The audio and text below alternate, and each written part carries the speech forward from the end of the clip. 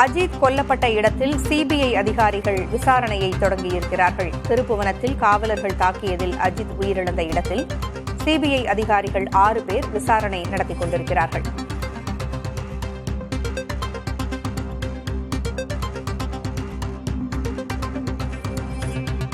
அஜித் கொல்லப்பட்ட இடத்தில் சிபிஐ அதிகாரிகள் விசாரணை நடத்தி வருகின்றனர். விவரங்களை வழங்க செய்தியாளர் மணிகண்ட பிரபு இணைந்திருக்கிறார். மணிகண்ட பிரபு, சிபிஐ அதிகாரிகள் முதற்கட்டமாக அஜித் கொல்லப்பட்ட இடத்தில் விசாரணை நடத்தி வருகிறார்கள்.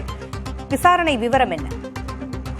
பூங்குழலி, தமிழகத்தையே அதிர்ச்சிக்குள்ளாக்கிய லாக்அப் மரணமான மடப்புரம் இளைஞர் அஜித்குமார் வழக்கில் சிபிஐ அதிகாரிகள் தற்போது விசாரணையை முறையாக தொடங்கி இருக்கிறார்கள் என்றே சொல்லலாம். இந்த வழக்கில் முக்கிய இடமாக கருதப்படும் மடப்புரம் கோவில் காவலாளி அஜித்குமார் தாக்கப்பட்ட செயல் அலுவலர் அலுவலகத்தில் தற்போது மோகித்குமார் தலைமையிலான 6 சிபிஐ அதிகாரிகள் விசாரணையை தொடங்கி இருக்கிறார்கள். நகை திருட்டு வழக்கில் அந்த மடப்புரம் இளைஞர் அஜித்குமாரை தனிப்படை காவலர்கள் தாக்கியதில் அவர் உயிரிழந்தார். இந்த நிலையில் அஜித்குமார் மரண வழக்கை தமிழக முதலமைச்சர் மு.க. ஸ்டாலினும் அதே போல உயர்நீதிமன்ற மதுரை கிளையும் சிபிஐக்கு மாற்றி உத்தரவிட்டிருந்தது.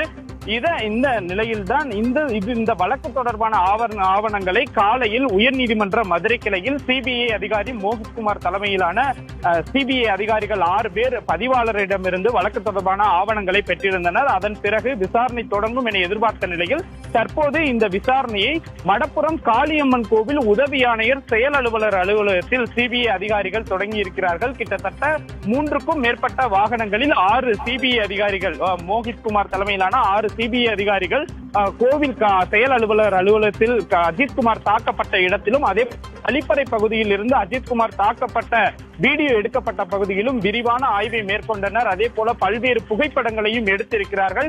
தொடர்ச்சியாக இதனை அடுத்து உயர் அதிகாரிகளிடம் விசாரணை நடத்த இருக்கிறார்கள். தற்போது சிவகங்கை மாவட்ட எஸ்பியாக பொறுப்பு வகிக்கும் சந்தீஷை நேரடியாக வரவழைத்து விசாரணை நடத்தி இருக்கிறார்கள். அதே போல கோவிலின் செயல் அலுவலர் கணபதி முருகன் உள்ளிட்டோரிடம் விசாரணை நடத்தி கார் பார்க்கிங் செய்யப்படும் இடத்திலும் நடந்தே சென்று சிபிஐ அதிகாரிகள் தற்போது இந்த விசாரணையை துரிதப்படுத்தி இருக்கிறார்கள். நாளையும் கிட்டத்தட்ட ஆகஸ்ட் 15ஆம் தேதி வரை இந்த விசாரணை என்பது தொடர்ச்சியாக செய்ய இருக்கிறார்கள். பூங்குழலி, தகவல்களை வழங்கியமைக்கு நன்றி மணிகண்ட பிரபு.